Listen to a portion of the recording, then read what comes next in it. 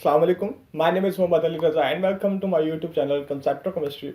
Today I am going to discuss with you X-rays and atomic number, first year chemistry, chapter 5. But before that, if you don't have subscribed my channel, so kindly do subscribe and like my page. Along with it, I have also running the page on Facebook and Instagram where you can find the complete lectures of FSC chemistry inshallah. You can join these groups by searching out Concept of Chemistry, and along with it, I will give you the links of these pages in the description from where you can join the groups with just a one click. And what will be the benefit? The benefit will be that there you could be able to get the lectures of FSC Chemistry anytime on social media. So come to the lecture. Topic is X-rays and atomic number. तो इसको हम start करते हैं. पहला point क्या है वो हम देखते हैं. When fast moving electrons collide with heavy metal anodes in the discharge tube, then energy is released in form of electromagnetic waves. पहले तो इस लाइन पर आप गौर करें. क्या है? जब फास्ट मूविंग इलेक्ट्रॉन्स कोलाइड करेंगे हैवी मेटल एनोड के साथ. हैवी मेटल एनोड क्यों?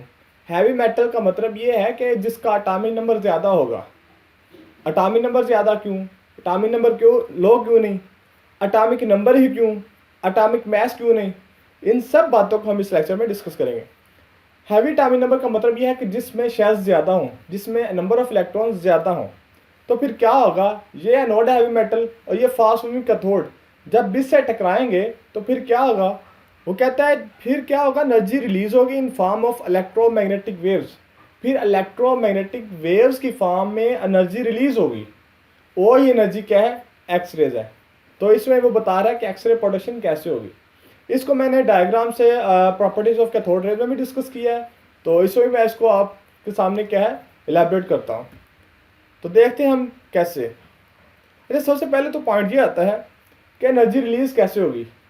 आपको पता होना चाहिए. ये क्वेश्चन भी है. When electron release energy, electron energy release कब करते हैं या एनर्जी ऑब्जॉर्व कब करते हैं. पहले आप इस डायग्राम को कंसीडर करें. ये सपोज करें न्यूक्लियस है और ये एक शेल, दो शेल और ये थर्ड शेल. 3 शेल्स हैं इसके. अब जब इलेक्ट्रॉन्स लोअर ऑर्बिटर से, लोअर शेल से हायर शेल में जाता है तो वो क्या है? एनर्जी ऑब्जॉर्व करता है. क्यों? जब कोई चीज़ लो से हाई की तरफ जाती है तो एनर्जी ऑब्जॉर्व करेगी. न्यूक्लियस के नज़दीक जो शेल होगा वो लोअर एनर्जी होगा. जैसे जैसे दूर जाते जाएंगे उसका क्या है? लेवल बढ़ता जाएगा. तो एनर्जी क्या है? ऑब्जॉर्व करता है. अब इसका जब अपोजिट होगा, क्या मतलब? जब इलेक्ट्रॉन हायर एनर्जी ऑर्बिटल से लोअर में आएगा तो क्या होगा फिर? Do you know? Energy release करेगा. तो मतलब क्या? हमने 2 पॉइंट निकाले. जब इलेक्ट्रॉन न्यूक्लियस के नज़दीक वाले शेल से दूर वाले शेल में जाएगा या लोअर ऑर्बिटल से हायर ऑर्बिटल में जाएगा तो एनर्जी ऑब्जॉर्व करेगा. और जब हाई से लोअर की तरफ आएगा तो एनर्जी रिलीज करेगा. Are you clear? ठीक है. अब क्या होगा? अब हम आते हैं टॉपिक पे. इसको मैंने इसलिए शो करवाया इस डायग्राम को कि मैंने आपसे डिस्कस किया है कि हायर एटॉमिक नंबर ही क्यों, लोअर एटॉमिक नंबर क्यों नहीं. ये हायर एटॉमिक नंबर का केस है और ये आप सपोज के लोअर एटॉमिक नंबर का केस है जिसमें जस्ट 1 शेल है. इसमें कोई हाई एनर्जी लेवल और कोई लो एनर्जी लेवल नहीं है. तो ये इसलिए फिर हम एक्सरे प्रोडक्शन में लो एनर्जी, लो एटॉमिक नंबर वाले सब्सटेंसेस को अंडर कंसिडरेशन नहीं लाते. इधर तक क्लियर है आपको? नेक्स्ट चलते हैं. नेक्स्ट क्या पॉइंट है जी? हमने चूंकि देखना है अब एक्सरेज की प्रोडक्शन को. ये वाला पॉइंट आपको क्लियर है. अब मैं आता हूं एक्सरे की प्रोडक्शन के टॉपिक पे. ये डायग्राम है. अच्छा, इधर एक और क्वेश्चन ये है, why are we discussing higher atomic number substances. जिसको मैंने पहले ही आपसे डिस्कस कर लिया कि हायर एटॉमिक नंबर क्यों हम डिस्कस कर रहे हैं, लोअर एटॉमिक नंबर क्यों नहीं डिस्कस करते. तो वो नंबर ऑफ शेल्स की वजह से लोअर और हाई एनर्जी ऑर्बिटल्स होने चाहिए किसी सब्सटेंस में. तो उसके लिए कंडीशन क्या है? हायर एटॉमिक नंबर होगा तो वो ये कंडीशन एग्जिस्ट करेगा. चलते हैं next. How X rays are produce. X rays कैसे प्रोड्यूस होती हैं? अभी है फास्ट मूविंग कैथोड. सपोज करिए फास्ट मूविंग कैथोड है, ये हाई एटॉमिक नंबर एनोड है. ये जब इससे टकराएंगे ना तो ये हाई एनर्जी कैथोड है. ये इससे जब गुजरेंगे ना सब्सटेंस में से तो इसके इलेक्ट्रॉन्स ले जाएंगी. ये जब कैथोड रे इस इलेक्ट्रॉन के साथ टकराएगी तो इस इलेक्ट्रॉन को ले जाएगी, ये मैंने शो करवाए हुए हैं। और जब ये कैथोड रे इस इलेक्ट्रॉन से टकराएगी तो ये भी इलेक्ट्रॉन ले जाएगी। जब इलेक्ट्रॉन जाएंगे तो पीछे होल क्रिएट हो जाएगा। उस होल को फिल करने के लिए हायर एनर्जी ऑर्बिटल से इलेक्ट्रॉन आएंगे उधर। सपोज करिए हाई एनर्जी ऑर्बिटल है, इधर से इलेक्ट्रॉन आएंगे इसको फिल करने के लिए। तो मैंने आपसे पहले डिस्कस किया है, जब हाई एनर्जी ऑर्बिटल से लो एनर्जी में आते हैं इलेक्ट्रॉन तो एनर्जी रिलीज करते हैं। वो जिस तरह बलून होता है ना गैस वाला, ठीक है, फील्ड होता है, उसको जब ओपन करें अगर उसमें गैस हो या किसी तरह भी, तो वह कैसे एनर्जी रिलीज करके स्टेबल होता है। सेम ऐसे ही इलेक्ट्रॉन का हाई एनर्जी ऑर्बिटल में उनके अंदर एनर्जी भरी हुई है, वो एनर्जी रिलीज करते हुए आएंगे होल की जगह पर। इस तरह ये एक सपोज करें इलेक्ट्रॉन है जो कि हाई एनर्जी ऑर्बिटल में है, ये लोअर एनर्जी ऑर्बिटल में इस तरह एनर्जी रिलीज करते हुए इधर आ रहा है। ये जो इस तरह लाइन शो करवाई है इसका मतलब होता है कि एनर्जी रिलीज हो रही है, और ये एनर्जी जो रिलीज होती है in form of electromagnetic waves होती है, और इन्हीं को कहते हैं हम X rays. Are you clear? ये किस तरह एक्स रेज प्रोड्यूस होंगी, ये तो था मैंने एक्स रेज को आपको समझाना था कैसे प्रोड्यूस होंगी। अब हम देखेंगे जो आपकी बुक में चैप्टर 5 में इस टॉपिक में जो डायग्राम बनाई है उसको हम देखेंगे कि वहाँ कैसे एक्सरे प्रोड्यूस होंगी। चलते हैं back to topic. Electrons produce from cathode due to heating and accelerated by voltage. अब कैथोड को ना हीटअप किया जाता है, जब हीटअप किया जाता है ना इसको कैथोड को, तो इसमें से इलेक्ट्रॉन्स प्रोड्यूस होते हैं, कैथोड रेज प्रोड्यूस होती हैं। फिर हमने उनको फास्ट मूविंग बनाना है। जब फास्ट मूविंग बनाएंगे, जब उनकी एनर्जी बढ़ाएंगे तो फिर ही वो एनोड से इलेक्ट्रॉन लेके जाएंगे ना, तो उस एक्सेलरेशन के लिए हम वोल्टेज अप्लाई करते हैं। तो जिसकी वजह से कैथोड रे जो है नेगेटिव टर्मिनल से पॉजिटिव टर्मिनल की तरफ फास्ट मूव करती हैं। इधर तक क्लियर है? ये इधर क्या इसके जो कंपोनेंट्स है वो क्या है, ये कनकेव विंडो है, ये हीटिंग हैवी मेटल है जिसका एटॉमिक नंबर ज़्यादा है, ये एनोड है, ये कैथोड है, ये एक्सरेज को शो करवाया गया है, ये वैक्यूम पंप है। वैक्यूम पंप का मकसद क्या होता है, इसमें से जो क्वांटिटी है ना, हमने इसमें गैस भरी हुई है जो भी, उसको हमने क्या है कम करना है। एयर है, हाइड्रोजन है, ये कोई भी गैस एट लो प्रेशर होती है, तो उसकी क्वांटिटी को कम करने के लिए हम वैक्यूम पंप को यूज़ करते हैं। जिस तरह आप बोतल को स्क्वीज़ करें ना, तो उसमें क्या होता है, अगर एयर है तो वो कम हो जाती है, अगर वाटर है तो वो कम हो जाता है। सेम फंक्शन वैक्यूम पंप का इधर है। इसको जब हम यूज़ करते हैं तो इसमें से हम क्वांटिटी को कम करते हैं। इधर तक क्लियर है? नेक्स्ट पॉइंट पे चलते हैं। नेक्स्ट पॉइंट है electrons are produce in all directions but some part is bombarded through window. अब कैथोड रे से जो इलेक्ट्रॉन्स प्रोड्यूस हो रहे हैं उसकी डायरेक्शन हर तरफ है। ये देखिए इधर भी है, इधर भी प्रोड्यूस हो रहे हैं, इधर भी प्रोड्यूस हो रहे हैं, हर तरफ जा रहे हैं वो। लेकिन हमने क्या करना है, इस कनकेव विंडो के जरिए ना हमने उनको मतलब एक पॉइंट पर मर्ज करवाना है, ठीक है। तो इसलिए ये विंडो यूज़ किए जाते ताकि इलेक्ट्रॉन्स को एक पॉइंट पर क्या है इकट्ठा किया जा सके इधर, ताकि उनकी एनर्जी ज़्यादा से ज़्यादा हो जाए। नेक्स्ट पॉइंट क्या है, but some part is bombarded through window. लेकिन कुछ पार्ट जो है विंडो के जरिए से बम्बार्ड किया जाता है। जो विंडो से बाहर चले जाते हैं उनको तो यूटिलाइज नहीं किया जाता, लेकिन जो विंडो के अंदर आते हैं उनको हम क्या है एक पॉइंट पर इकट्ठा करते हैं और उसको हम बम्बार्ड करवाते हैं हैवी मेटल एनोड पर। इधर तक क्लियर है? नेक्स्ट चलते हैं, द वेवलेंथ ऑफ एक्सरेज। अब एक्सरेज जो प्रोड्यूस होंगी उनकी वेवलेंथ के बारे में कहता है, the wavelength of X rays produce depend upon the nature of target metal. ये इंपॉर्टेंट क्वेश्चन है कि एक्सरेज जो प्रोड्यूस होंगी किस तरह की होंगी, वो डिपेंड करता है आपका जो हैवी मेटल एनोड है ना उसकी नेचर क्या है, उस पर डिपेंड करते हुए एक्सरेज डिफरेंट होंगी। डिफरेंट हैवी मेटल है तो डिफरेंट क्या है एक्सरेज होंगी। अगर सेम आप यूज़ करें तो सेम एक्सरेज प्रोड्यूस होंगी। तो मतलब क्या है कि ये आपको डिफरेंट सब्सटेंसेस की नेचर को भी शो करती हैं। Every metal has its own characteristic X rays. हर एक हैवी मेटल की अपनी स्पेसिफिक एक्सरेज होती हैं, ठीक है, उनकी अपनी स्पेसिफिक वेवलेंथ होती है। इधर तक क्लियर है? नेक्स्ट चलते हैं। अब नेक्स्ट है एक्सरेज प्रोड्यूस हो गई हैं, अब हमने उसको एनालाइज करना है। कैसे एनालाइज करना है उसका भी एक पूरा क्या है डायग्राम है, उसको मैं आपसे मतलब डायग्राम के जरिए से आपको इलेबोरेट करने की कोशिश करूंगा और इंशाल्लाह आपको समझ आएगी। स्टार्ट करते हैं। पहला पॉइंट क्या है इसका, the X rays are passed through a slit in platinum plate. एक प्लाटिनियम की ना प्लेट होती है जो एक्सरेज आपकी पिछले ऑपरेटर से प्रोड्यूस हुई हैं उनको आपने फॉल करवाना है प्लाटिनियम की स्लिट पर। स्लिट कहते हैं प्लेट को, उस पर आपने फॉल करवाना है। कैसे फॉल करवाना है ये डायग्राम मैं आपसे चेक करता हूँ।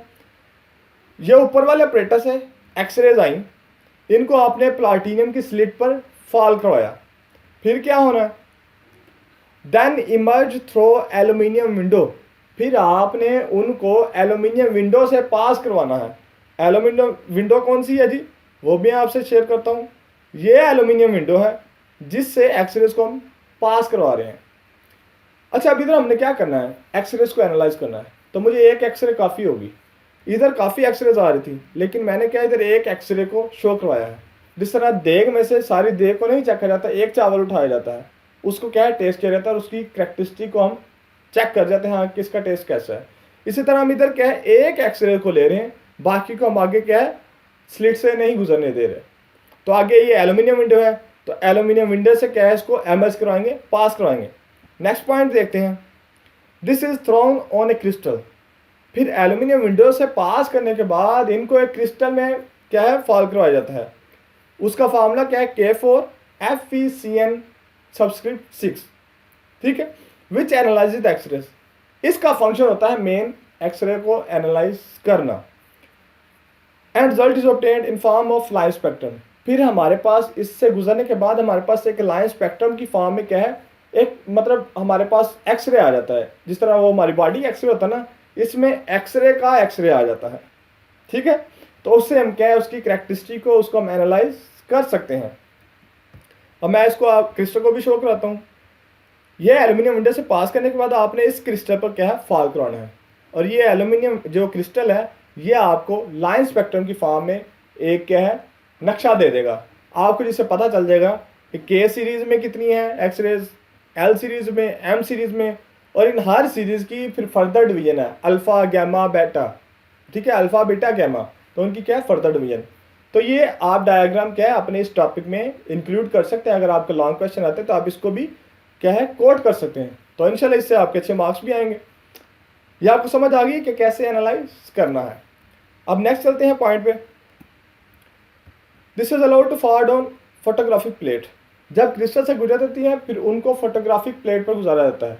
फोटोग्राफिक प्लेट पर जब वो टकराएगी ग्लो प्रोड्यूस करेगी, जिससे हम उसकी क्या है करेक्टरिस्टिक को चेक कर सकते हैं। ये भी इसका पार्ट है, ठीक है। एक्सरे स्पेक्ट्रम कंटेन, अब जो लाइन स्पेक्ट्रम उसने हमें दिखाया क्रिस्टल ने, वो क्या हो सकता है, वो के सीरीज में भी दिखाएगा, एम सीरीज में भी दिखाएगा और एल सीरीज में भी दिखाएगा। फिर ये हर सीरीज फर्दर डिवाइड होती है अल्फा में, बीटा में, गैमा में, ठीक है। K alpha, K beta, L alpha, L beta, M alpha, M beta और गैमा में भी हो सकती हैं, ठीक है। तो इस तरह हम क्या एक्सरेज को एनालाइज कर सकते हैं, एक्सरे का एक्सरे कर सकते हैं, ठीक है। नेक्स्ट चलते हैं। अब आता है मोजले ने एक्सपेरिमेंट किया था। अब कहता है कि मोजले ने इससे कंक्लूड किया, उसने क्या क्या किया इसमें ऑपरेटर से, एक्सपेरिमेंट से, वो हम इधर डिस्कस करेंगे। तो ये इंपॉर्टेंट क्वेश्चन भी आ सकता है। He carried this analysis in 1930 to 1914। 1913 से 1914 तक उसने ये ऑपरेटर्स को इस एनालिसिस को कैरी आउट किया। फिर क्या हुआ, he covered the range of wavelength up to 0.04 to 8 angstrom. Angstrom एक यूनिट है लेंथ का, 10⁻⁻10 मीटर के बराबर होता है। अच्छा, उसने जो वेवलेंथ हासिल की है ना मुख्तलिफ मटीरियल को यूज़ करके, उसमें जो एक्सरेज की वेवलेंथ आई ना उसके पास आई 0.0 से 4 से 8 की रेंज तक आई है, ठीक है, एक्सरेज की वेवलेंथ। नेक्स्ट पॉइंट है, he used 38 different elements as target from aluminium to AU in X ray tube, ठीक है। अब उसने क्या है, ये AU गोल्ड है, उसने एल्यूमिनियम से गोल्ड तक 38 डिफरेंट एलिमेंट्स को यूज़ किया और उसके पास जो वेवलेंथ आई एक्सरेज की वो 0.04 से 8 एंगस्ट्रॉम की रेंज में आई। कंक्लूजन, अब वो आता है कंक्लूजन पे कि कंक्लूजन क्या है, आपकी बुक में मेंशन है। Spectral lines could be classified into 2 groups. जो आपके पास क्रिस्टल में पास करने के बाद एक्सरे का एनालिसिस आपके पास आएगा लाइन स्पेक्ट्रम की फॉर्म में, वो कहता है 2 ग्रुप्स में हो सकता है। कौन कौन सा, एक शॉर्टर वेवलेंथ जिनको के सीरीज कहते हैं और एक क्या है लॉन्गर वेवलेंथ जिनको एल सीरीज कहते हैं, ठीक है। If target element is of higher atomic number, wavelength will be shorter of X rays. अब आपका अगर जो हैवी मेटल एनोड है, जितना उसका एटॉमिक नंबर ज़्यादा होगा उसकी वेवलेंथ उतनी कम होगी। ये एटॉमिक नंबर और ये वेवलेंथ ये इन्वर्सली प्रोपोर्शन होते हैं, एक बढ़ेगी दूसरी कम होगी, दूसरी बढ़ेगी पहली कम हो जाएगी, तो इन्वर्सली प्रोपोर्शन इनका रिलेशन होता है। ये रिलेशन भी आपको मैं शो करता हूँ। ये रिलेशन है lambda is equal to 1/z। Z atomic number है और वेवलेंथ क्या है, लैम्डा। अब नेक्स्ट बहुत important short question mostly exam में आता है, क्या है, रिलेशन क्या है, मोजले ने जो एक्सपेरिमेंट किया उसकी डेफिनेशन क्या है, उसने जो रिलेशन दिया उसकी डिफिनेशन क्या है, वो हम डिस्कस करते हैं। ये उसका रिलेशन था जी, फ्रीक्वेंसी का under root directly proportional to Z minus B. इधर बी जो है ये कांस्टेंट है, तो इसलिए ये जो वी है ये इसके जो डायरेक्टली प्रोपोर्शन है, बी कांस्टेंट है उसको आप इग्नोर करें इधर, तो ये जो है डायरेक्टली प्रोपोर्शन है एटॉमिक नंबर के। जितना एटॉमिक नंबर ज़्यादा होगा उतनी फ्रीक्वेंसी ज़्यादा होगी, उतनी एक्सरेज ज़्यादा प्रोड्यूस होंगी, ठीक है। अब इसकी डेफिनेशन इसके अकॉर्डिंग क्या है, frequency of a spectral line in X ray spectrum varies as the square of atomic number of an element emitting it. कहता है ये जो फ्रीक्वेंसी है ये चेंज होती है in response to atomic number change. Atomic number change होगा frequency change होगी। मतलब क्या है कि अगर एटॉमिक नंबर बढ़ेगा फ्रीक्वेंसी बढ़ेगी, एटॉमिक नंबर कम फ्रीक्वेंसी कम, तो ये क्या है, डायरेक्टली प्रोपोर्शन है। इधर वो वर्ड यूज करा है स्केयर ऑफ एटॉमिक नंबर, लेकिन इधर तो हमारे पास स्केयर नहीं है एटॉमिक नंबर का। स्केयर आएगा जब आप इसका स्केयर लेंगे, अंडर रूट खत्म करेंगे, तो इधर क्या है, इस पर स्केयर आ जाएगा। तो इसलिए ये अकॉर्डिंग टू दिस रिलेशन है डेफिनेशन, ये वाला relation, frequency is direct proportion to atomic number का स्केयर। ये ए और ये बी कांस्टेंट है, इसलिए वो डेफिनेशन में इनको इंक्लूड नहीं कर रहा। ये ए और बी के हैं कांस्टेंट है, ये हर मटेरियल के, हर हैवी मेटल एनोड के डिफरेंट होंगे, और ये क्या है लिटरेचर से आप फाइंड कर सकते हैं। A is proportionality constant and B is called screening constant. A proportionality constant है और बी है स्क्रीनिंग कांस्टेंट से कहता है। ये एमसीक्यूज भी आ सकता है। नेक्स्ट है A B are the characteristic of target substance. जो आपने हैवी मेटल एनोड रखा है ना उसकी कैरेक्टरिस्टिक को शो करता है ए बी कांस्टेंट। ये वाला जो डेफिनेशन ये मोजले लॉ की डेफिनेशन है, और ये जो रिलेशन है ये मोजले लॉ के रिलेशनशिप में। इधर तक आपको समझ आ गई है? ओके नेक्स्ट चलते हैं। अच्छा अब वो कहता है कि फ्रीक्वेंसी जो है वो डायरेक्टली प्रोपोर्शनल है स्केयर ऑफ एटॉमिक नंबर। तो मैं अगर इनके दरमियान ग्राफ बनाना चाहूँ तो मेरे पास स्ट्रेट लाइन आएगी, क्यों, क्योंकि ये डायरेक्टली रिलेशन है। जब भी दो क्वांटिटी के दरमियान डायरेक्टली प्रोपोर्शनल रिलेशन होता है तो वो ग्राफ उन दोनों के दरमियान स्ट्रेट लाइन होती है, तो ये स्ट्रेट लाइन है। इसका मतलब क्या, वेलोसिटी बढ़ रही है एटॉमिक नंबर भी बढ़ रहा है, और फ्रीक्वेंसी भी बढ़ रही है एटॉमिक नंबर भी बढ़ रहा है, ठीक है। ये वी फ्रीक्वेंसी है, वेलोसिटी नहीं है, तो ये आप ग्राफ ही इस टॉपिक में इंक्लूड कर सकते हैं। नेक्स्ट चलते हैं। बहुत इंपॉर्टेंट जो पॉइंट है इस टॉपिक में वो क्या है, it is the atomic number that determine chemical properties of element not atomic message. Chemical property जो सब्सटेंसेस की होती है ना, हम केमिस्ट्री में केमिकल प्रॉपर्टीज को ही डिस्कस करते हैं, तो वो जो मतलब डिस्क्राइब करते हैं वो एटॉमिक नंबर होता है, एटॉमिक मैस नहीं होता, ठीक है। मोजले ने जो पीरियोडिक टेबल, मोजले कह रहा हूँ, मेंडलीफ ने जो पीरियोडिक टेबल बनाया था वो एटॉमिक मैसेज की बेस पे था, लेकिन हमें तो केमिस्ट्री में केमिकल प्रॉपर्टीज को डिस्कस करना होता है और वो डिपेंड कर रही होती है एटॉमिक नंबर पर। उसने मेंडलीफ ने एटॉमिक मैस पर किया और हमारा काम है एटॉमिक नंबर से। तो ये भी हम पॉइंट इधर क्लियर करेंगे कि फिर क्या हुआ next. Importance, he arrange potassium argon and nickel in a proper way in Mendeleev periodic table. तो मैंने जैसे ऊपर डिस्कस किया है कि एटॉमिक नंबर पर डिपेंड करती है केमिकल प्रॉपर्टीज, तो हम केमिस्ट्री में एटॉमिक नंबर से डील कर रहे होते हैं, नॉट एटॉमिक मैसेज। लेकिन जो मेंडलीफ ने पीरियोडिक टेबल दिया था वो एटॉमिक मैसेज की बेस पर था। तो ये मोजले ने ये काम किया, उसने पोटाशियम आर्गन और निकल को एटॉमिक नंबर की बेस पर उसमें एडजस्ट किया, जो कि इंपॉर्टेंस भी है और एक अच्छा मतलब स्टेप है मोजले का। Next, discovery of many new elements. उसने नए एलिमेंट्स को भी डिस्कवर किया, Tc43, Pr59 एंड RH45, ठीक है। तो ये उसकी क्या है, उसके यूजफुलनेस है मोजले के एक्सपेरिमेंट्स की, उसने क्या क्या उससे हासिल किया और क्या बेनिफिट हुए। नेक्स्ट है, atomic number of rare earth have been determined by this method.